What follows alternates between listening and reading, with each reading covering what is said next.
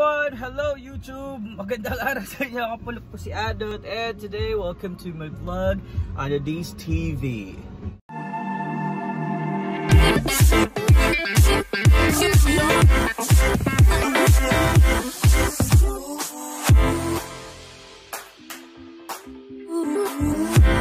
Hey guys, ngayon po ay nasa kotse tayo kasi I will bring you to what I love. So parang to be honest with you guys, it's been a long time that I have been doing this. So I'll give you a tour kung ano yung ginagawa ko on Sundays when I'm not traveling with my wife, and what are the things that have made me do this. So today we'll go to a day in the life of a DJ. Yes, DJ po ako.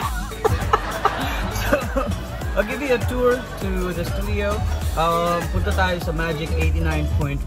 That's here based in Davao. So gonna give you topics as well on what to learn or anything under the sun of being a DJ. So let's go ahead and let's go for a tour.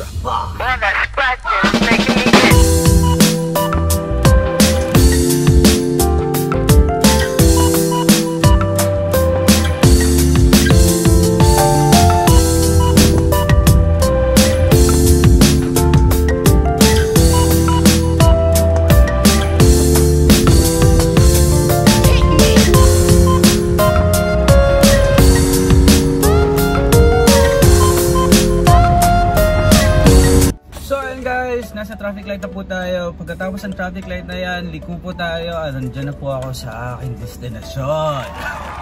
So, as promised guys, so check natin kung anong magandang gawin ngayon sa station, and I'll answer some FAQs as well kung paano ba siya gawin, kung paano ako nagsimula, and mga bagay-bagay na ganun. So, para naman sa mga aspiring na gustong maging DJ, tax mentor.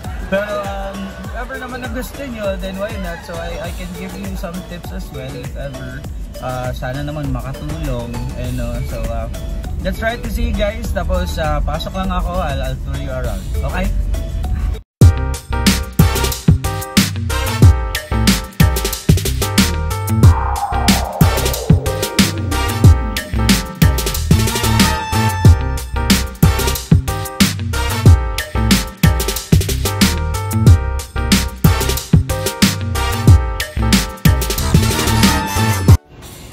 Ayan guys, nakalabas na po tayo. So maglalakad na po tayo papunta sa station ngayon para naman makita nyo kung ano yung ginagawa ko daily. So sakay po tayo ng elevator. See you later.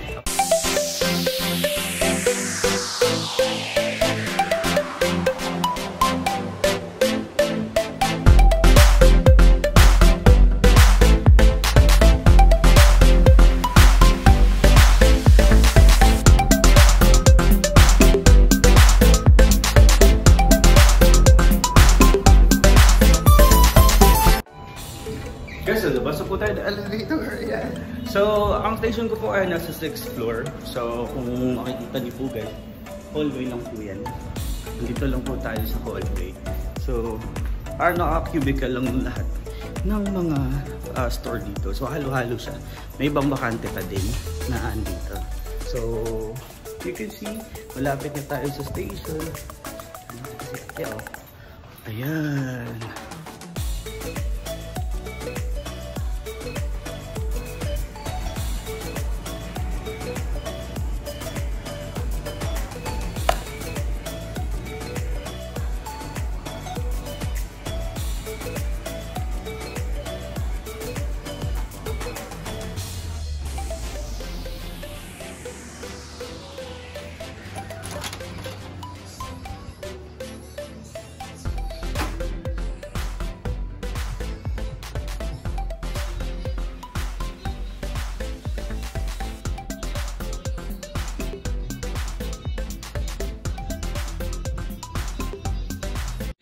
So guys, timing yata yung dating ko kasi wala pang tao. So, this is my lair on a Sunday. Everyone, tingnan nyo naman po. Ang ganda-ganda na police station mo. So of course, that's Magic 89.1 Davao po. Ayun. So, magsiset up lang po ako dito. And then, right after that, I'll be with you in a short while. Bye!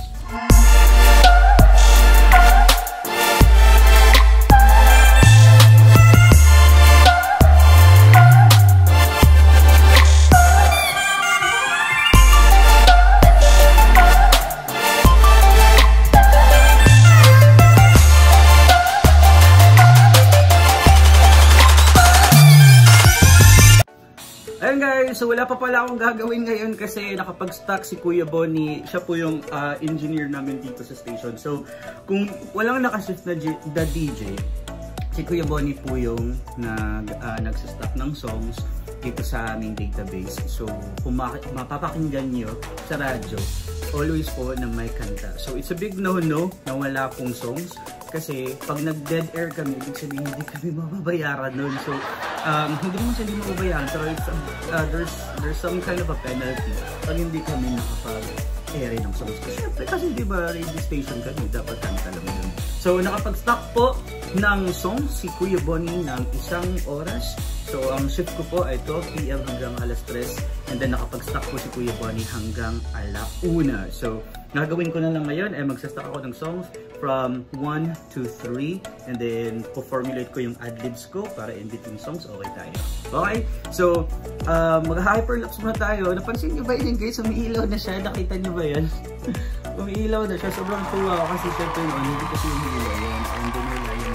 So, ngayon, parang ang legit na niya kasi ignorante sa ilaw. Pero, hindi na nga guys, so mag-hyperlapse ako para makita nyo kung paano ko gawin yung mga bagay-bagay na to. And para mas madali lang.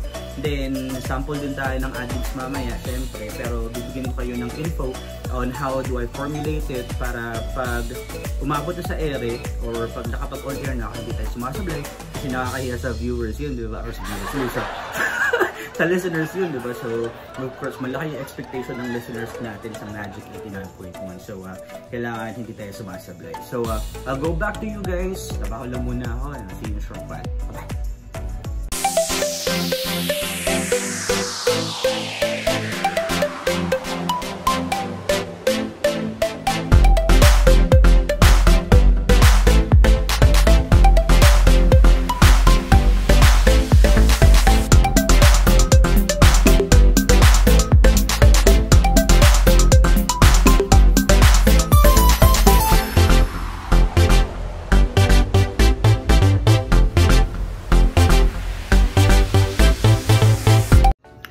Okay guys, kakatapos ko lang. So before we go through our FAQs guys, turo ko lang kayo kung anong nangyayari dito sa station. So of course, eto, we have 2 monitors. This one and this one. Itong monitor na to guys is the one that we stack songs. So dito namin nilalagay lahat ng songs namin. And this is where we manipulate it. And yung isang monitor naman is for searching purposes, writing purposes, at mga ganun-ganung bagay. So yung mga dyan namin nare-research yung mga anything about the artist. And of course, dyan can sulat yung mga ad-libs namin kung gusto namin. Ayan, so this is our board. Ayan. So, and this is the mic as well. So, this is how we manipulate it. So, the best and important thing out there is just the mic one. Ayan, nakikita nyo naman, diba? So, of course, guys, for you guys who would want to know, by pressing the mic on, it will turn on the light there. Ayan. So, I'll try, ha. There. That means that you're already on air. And then, of course, you press off. There. So, of course, yun lang. So, tendency is, if your mic is on, you need to make sure that lahat ng nasa tao or kung may bisita dito sa station, dapat tahimik sila kasi napaka-sensitive ng mic na to. So, lahat nito nasasagap niya. Kahit siguro, mga background noises, so nasasagap niya. So, yun lang. So, you need to make sure that you turn on your mic when everyone is silent and then you turn it off for the song to cue. Or if you're done talking. Ayan. So, ayan lang guys. So, that's basically what I do. Aside from this one right here. This is our studio. So, this is where I try to control to make the music louder or to ganyan. So, kung gusto ko mag-sound trip, mga ganyan bagay. And also, pwede ko din siyang switch to a different level. Kung saan, kung gusto ko lang pakinggan yung commercials or whatsoever, dyan ko nilalagay. So, ayun. So, let's proceed to FAQs guys para naman malaman nyo kung ano yung mga naihanda kong questions and baka naman kasi makatulong. So, let's go ahead to the FAQs. Alright guys, tapos ko na pong nakapag-stock na po ako ng songs for about an hour. On the next hour naman po ay lalagyan po natin, or tayo naman po yung maglalagay ng mga songs dyan. I'll walk you through the process para malaman natin kung paano ka ba nilalagay ang mga songs and everything dyan sa ating system. Tsaka kung paano ako gumagawa ng adlibs ko, kung saan ko siya ipinapasok sa song, kung ilang oras lang ba kailangan i-take para makapag-adlib tayo or things like that. Tsaka ano din yung composition ng clocks natin. So I will not be getting into details kasi of course that would be a company policy. May-ari po ay si Magic, hindi po si Alex. So technically, I'll give you like a hint of it lang para malaman nyo din kung paano namin ginagawa dito sa radyo. And for aspiring DJs as you guys are, pwede nyo din malaman kung or a hint maybe kung ano yung ginagawa namin dito in the daily life. So let's go to the few questions that we have in mind. Nagsulat po ako ng mga FAQs para naman maisulat natin dito. Okay, so question number 1. Okay, so for how did you started, question number 1, nagsimula po ako by sending my so, sa totoo lang, nagpa-add kasi si Magic before. It's a Magic mic, and then that's actually a contest where they are looking for some aspiring DJs to be part of their crew. So they asked me to send, they asked people to send mga samples or siguro mga recordings lang on how you do your ad-libs, mga ganun bagay. And then I sent mine, siguro mga 4 yun. Sa phone ko lang din na-record yun. Sa phone ko lang na-record yun. So, I sent it to their email address, and then I got a call, and they said, they replied to my email and said na parang they can do it. So, what happens is, parang tinawagan ako, and then, of all the 200 plus na nag-apply, siguro nasa ano lang kami. Nasa 7 o 8 na napili to be on their camp. And this camp is where you get to be mentored. There would be exercises, there would be seminars, there would be applications on how to do the job and to be effective. Mga ganung bagay. So I am so thankful that I started with that, and yeah, that's how I started. So I was part of Magic Mike and got absorbed as one of their Sunday jocks or their weekend jocks. Ayan, let's go to question number 2. Okay, so what type of songs do we play? So dito sa station, kasi of course we are at the top 40 radio station owned by Quest. Quest Broadcasting. So syempre, we started as Killer B, and we were playing mga songs na billboard talaga. So it's pop songs, so new songs that millennials or even not that kind of millennials can relate. So parang mix of songs siya, pero on a daily setting, yung mga piniplay namin talaga are the new songs that we have from pop artists, from new artists, and then depende din kasi sa segment yan. So meron kaming mga segment na we only play 80s to 90s, meron din kaming mga segments na 90s to early 2000s, mga ganun bagay. Pero on a daily setting, talagang it's always gonna be pop songs, billboard songs, mga ganun songs sa piniplay namin dito sa station. Bilang, of course, we are a Class A station, so we need to make sure that we are updated with the songs or with the new songs that's out in the market. So, hey, question number 3. So, what are my preparations before going on air? So, marami ako ginagawa. First is, pinapakalma ko yung sarili ko. I need to be on the mood. So, siguro, before doing my ad-libs on air, nag-ano muna, pinapakinggan ko muna yung mga songs, parang in the mood muna ako that, hey, this is this is a music industry already. You are a person who is a music slave today. Mga ganun bagay. So parang pinifeel ko muna yung mood. Aside from that, of course, check ko kung ano yung mga songs na na-play na para maiwasan kong i-play ulit. Kasi of course, it's a protocol. And siguro, nagvo-vocalization din ako. Kasi syempre pag sa radio, kailangan tunog, modulated ka, at the same time, you are audible. Kasi pag hindi ka naman maintindihan ng listeners, wala ding kwenta yung pagsasalita mo on air. So, ayun. So, also, I prepare my ad-libs as well kasi hindi kasi basta-basta kung magsasalita ka lang. Being a Class A station, of course, kailangan namin prepared kami kasi, of course, diba, we should be role models and then the listeners are looking up to us differently. So, we should be practicing it. Ako talagang, kunwari isinusulat ko, talagang piniprepare ko siya in a way na inuulit-ulit ko yung ad-libs ko, pinapractice ko siya kasi it's not like pagsasalita lang ako, it comes with times as well and timing. So kailangan kong iswak yung tawag na to, yung adlib ko, yung paso ko, at saka kailangan ko ding tapusin yung adlib ko na hindi ko nasasagasaan yung kanta. So, yun yung challenge. So, kailangan mong i-practice.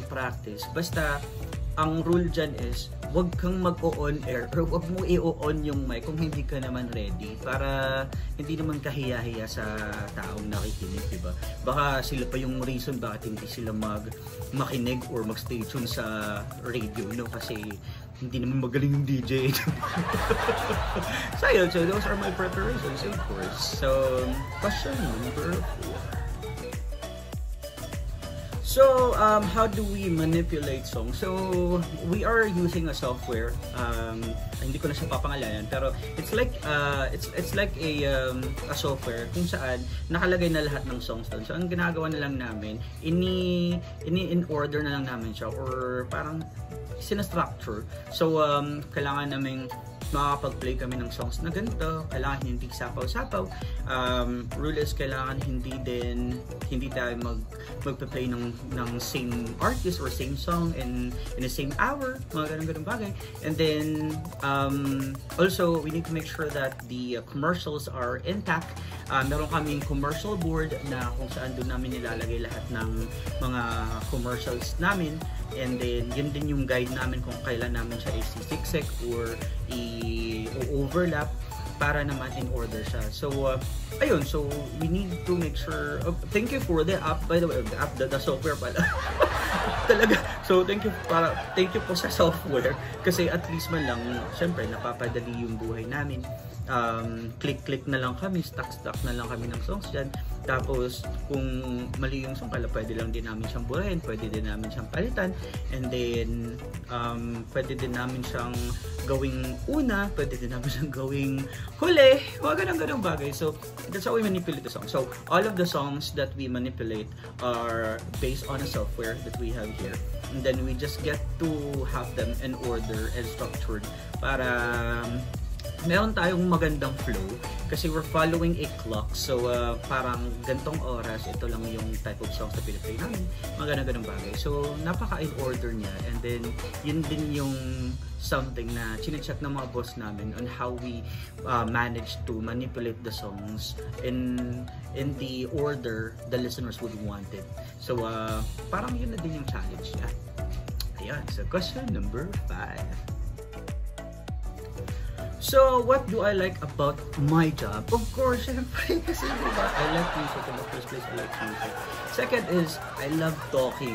And for some reasons, gusto kong nagsasalita and gusto kong nakakapag-impart ako ng knowledge or trivia sa mga listeners. Kasi, meron din kasing ibang listeners na nakikinig lang sila just because the song is nice, the melody is nice. Pero, some are not really, aside from the fans, no, pero some are really not aware where did the song originated from, what's new to the artist, mga ganung bagay. So we tend to provide that to the listeners as well as a news bit or a trivia man lang para malaman nila kung ano talaga yung nangyayari. So ayun, so I like that I'm talking, I like that it's music, and I like that I'm a music person giving them what they wanted in their daily lives. Kasi sa totoo lang, nakakapagbigay ng peace of mind yung music. And if it's your vibe,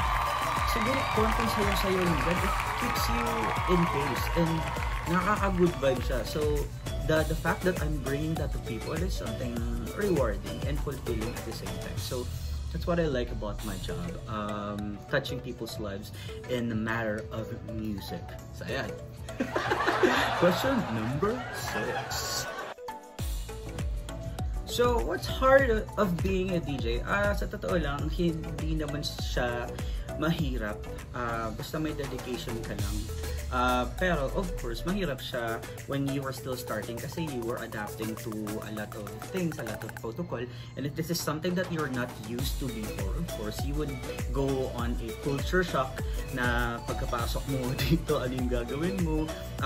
Also, natatakot ka baka hindi mo ma-meet yung expectation, baka ma-judge ka ng listeners, or mga ganun-ganun bagay, or you were so afraid of committing mistakes and mga ganun-ganun bagay. So, siguro for me, that's the hard task of being a DJ. Siguro sa simula lang, pero if you get a hang of it, syempre hindi na siya magiging mahirap. Also, if you got good mentors, good bosses, it would never be hard because they kept you in pace all throughout.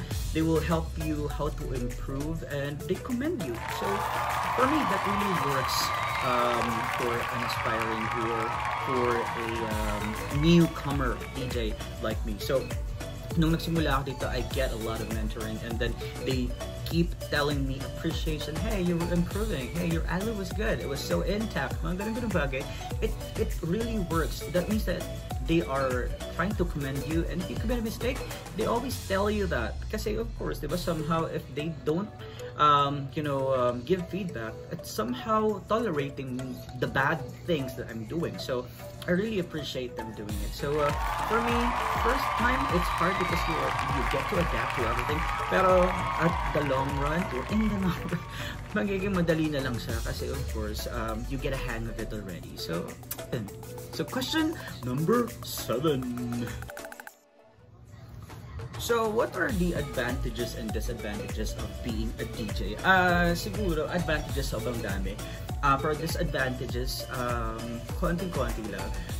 For me, advantages, of course, because, yun na nga, sinabi ko on the previous bullets na I like touching people's lives in the matter of music or in a way of music. And then advantage din siya kasi of course you are an influencer, you are a person who speaks through the characters of the artist and the music, and then you're a media person. So yun yung advantage mo.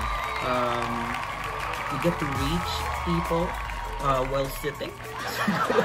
Siyempre, of course, diba? Kasi listeners yung inaano natin. So, just get to sit and then they hear you, then that's it. So, advantage, ano pa ba? Perks! I got a lot of perks. We have a lot of perks right here, of course, from sponsors. And gigs and night outs. Hindi naman siya palagala ako, pero we always have that kind of partnership with some bars here in Davao, and we go there for promos and things like that. So dun na kami nag-on air. So what I like about it is because we get to bond in between our work. So I guess it's an advantage kasi you have a balance of work and life as well, and you get R&R or recreation in the workplace, which is a good advantage as well. Siguro disadvantage, disadvantage, siguro because you are a media person already and you work in this kind of industry, you get to be judged a lot of times. People are expecting a lot from you, and if they get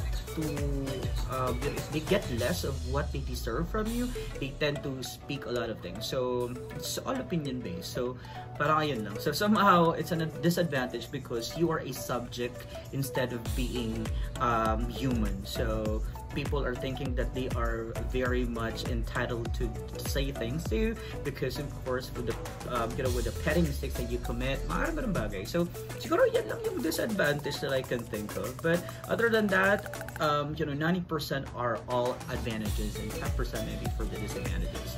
So yan. So let's go to question number 8. So what changed being after being a DJ, siguro wala naman masyadong changes. Siguro marami lang nakakapag-recognize na hala, ikaw pala yun. And then when I try to do my stories on Facebook and they get my air checks, they get to wonder, oh my god, you're a DJ pala. And then you started to get known. You started to get a place in the industry where where social media is the point of contact of everyone. So parang magiging focal siya. So magiging subject ka, you get to be known. Ano pa ba? Siguro I had a good confidence already and self-esteem that I can do it. Kasi before, hindi ako masyadong madaldal when it comes to microphones, stage, and hosting and things like that. Pero after I became a DJ, I gained that self-control and confidence as well, a different kind of level na parang kaya ko na siya because it's something routinary or it's something that I do.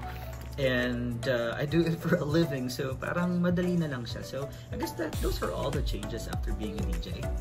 Ayan, so malapit na tayo matapos. So question number 9.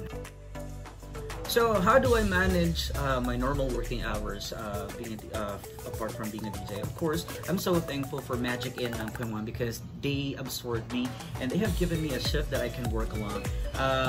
I am an office worker on a different industry, and that's my daily work. So my schedule here in Magic is only on Sundays because I'm a weekend jock and it's all request Sundays. That's my segment. So I'm thankful that Magic has have blessed me with that schedule. Because even with the things that I can't commit during weekdays, I relieve sometimes kung meron naka-leave na DJ or walang magiging tao on that hour. I do that if ever that I got time, pero most of the time I don't. So I'm so thankful because I was able to manage it because I have a weekday life with my normal working hours, and Magic have given me this schedule which is only on Sundays 12 to 3, which works best for me because it's a weekend, it's my day off, and I can do this as a part-time. So sobrang thankful ako sa Magic na ito. Okay, so last question number 10. Okay, so any advice to aspiring DJs? Wala naman masyado, basta just be yourself. If you like doing this, practice it. If you love speaking and you would want to be confident in a way, try to read magazines, English magazines, try to watch English series or movies, and then try to articulate. I don't say na sobrang galing ko when it comes to speaking, pero at least man lang you can try to siguro get a hang of it, like speaking. And sometimes kasi if you're comfortable with speaking the language, it would be effortless. So also don't lose your dream kasi ako, this is my childhood dream, and before I even see myself before na nag-a-adlib ako sa CR kasi of course diba may reverb dun, so nag-a-adlib ako kunwari pina-follow ko yung mga spew, so mga ganun and nung I did not give up on my dream, and I started when I think that of myself that I'm ready, I ventured and I tried, and then when I tried, the door opened, and I'm so thankful that it happened. So, never losing your dream, and just don't stop practicing, because practice makes perfect. And always try to do your best in all the things that you do, and that would make you a better person and a better DJ in the future as well. So, ayun lang. So, I help you. Okay guys, so tapos na tayo sa ating FAQs. Sana nakatulong yun for all the aspiring DJs out there na gusto ding pasukan ng gantong larangan ng industriya. Of course, I hope that helps for you. And if ever that you would want to request something, I have just given you a day in the life of being a DJ. How do I do it? Of course. So sana nagustuhan niyo ang video nito. And if ever that you have a lot of things to request, kung ano pa yung gusto niyo makita sa vlog na to. Sana naman ay mag-like and mag-subscribe kayo sa channel ko. It's TheDsTV. This vlog is together with my wife, and you know, we're just doing this out of for the knowledge and information of everybody. Yun lang yun. So also, please, if you are in Davao, stay tuned or listen to Magic 89.1. My name is Jack Montes, and I will be on air 12 p.m. to 3. That's my schedule.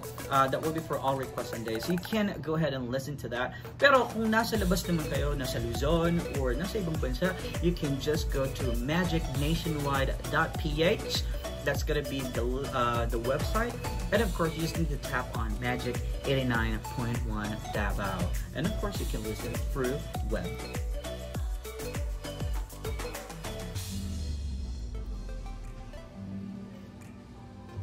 So Magic Nationwide at PH to listen to via web, because Sunday's about to end, and I bet you don't wish to wake up on a Monday.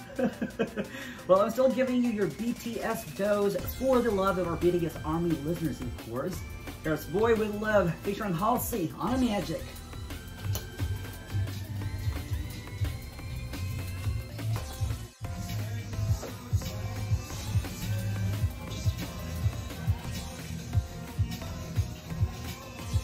Few minutes till the clock strikes 3, and that means I had to go. I sure did had a great time. I'll catch you guys again next week. Same time, same airwaves for another round of All Request Sundays.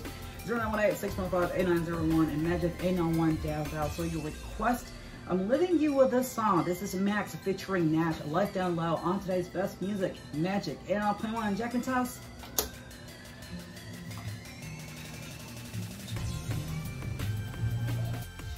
Hello guys, I'm with Aubrey. Aubrey's my mentor, guys. So, by the way, we're not Am I your mentor? Yes, of course. So, sing it lang to. So, Gabby, what can you give as an advice to, you know, aspiring DJs in the future? Oh, just, you know, speak your mind. Especially if you have a really imaginative, creative mind, because, you know, the mind is our playground. Right. The theater of the mind. And yeah, and then don't be afraid, always be confident with all the input. Yes. That you wanna, you know, that you wanna make. Right. That you wanna make an output. That you wanna make an output. Kanang kung basta ka nang dilanjud ka, mahadlok, maulaw, dapat magkakagnaw. Right. And kung hindi ka ready, do not press the mic, right? When in doubt, don't. Yes, don't, because you know. Yeah, you might end up messing up everything in your career and everything. Yeah, and there's always plenty of talk time. There are a lot of windows where you can talk. That's right. So that's Gabby, everyone. So if you would want to follow Gabby, where do you? Oh yeah. Go with your socials. Aubrey DS. Aubrey _DS, I guess. On Instagram. I'm not even sure. I'm not even sure. But I'll be sure to put all of the infos for Gabby on the description of below, and of course you will see. We have another Gabby, by the way. My on-air name is Aubrey, so but my name is also Gabrielle. Right. There's a lot of Gabby now. Too common. It's too common now. Like all of the kids in kindergarten that my niece, like all of my niece's classmates are named Gabrielle or Gabriel. Like right. Oh my god, like 4 kids in just one classroom have the name. It's a shame. It's a shame. It's a shame. But guys, so ayun lang po. So I hope that Gabby have made you inspired today. And I'm closing the vlog now. So I'll see you guys in my next video. Bye.